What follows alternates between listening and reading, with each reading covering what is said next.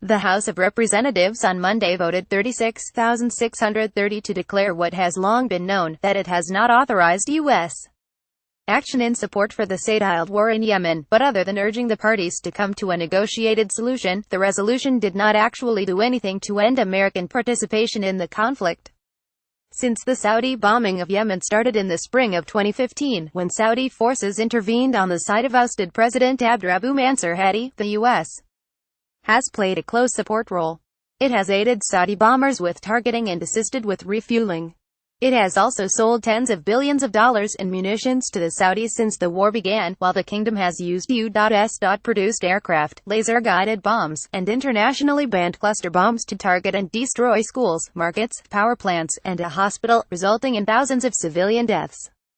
Following a deadly strike on a Yemeni funeral in 2016, the U.S. actually doubled fuel support for Saudi airplanes. The war has led to an ongoing humanitarian catastrophe of historic proportions, which is why a bipartisan group of lawmakers last month pushed for an actual vote on United States support for the Saudiled war. California Democratic Rep. Ro Khanna, North Carolina Republican Rep.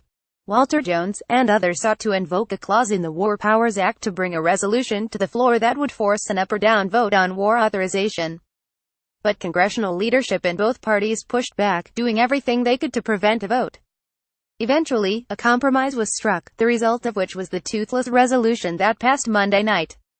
The resolution acknowledges that Congress has not enacted specific legislation authorizing the use of military force against parties participating in the Yemeni civil war that are not otherwise subject to the authorization of use of military force, Public Law 107-40, or the authorization of use of military force in Iraq, Public Law 107-243, but does not withdraw funding for the participation.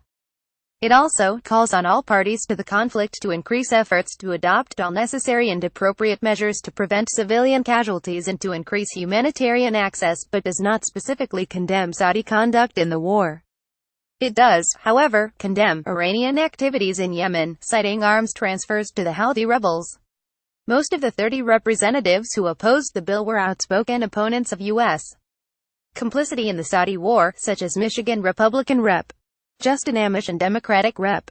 Keith Ellison. One other opponent of Saudi intervention, Georgia Democratic Rep. Hank Johnson, voted present. On the other end of the Capitol on Tuesday, Sen.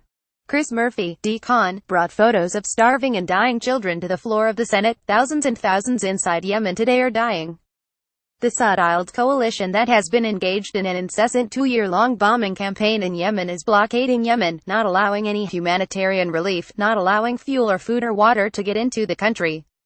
It would be one thing if the United States was a mere observer, but we are a participant in this, said Murphy in a statement. This horror is caused in part by our decision to facilitate a bombing campaign that is murdering children and to endorse a Saudi strategy inside Yemen that is deliberately using disease and starvation and the withdrawal of humanitarian support as a tactic.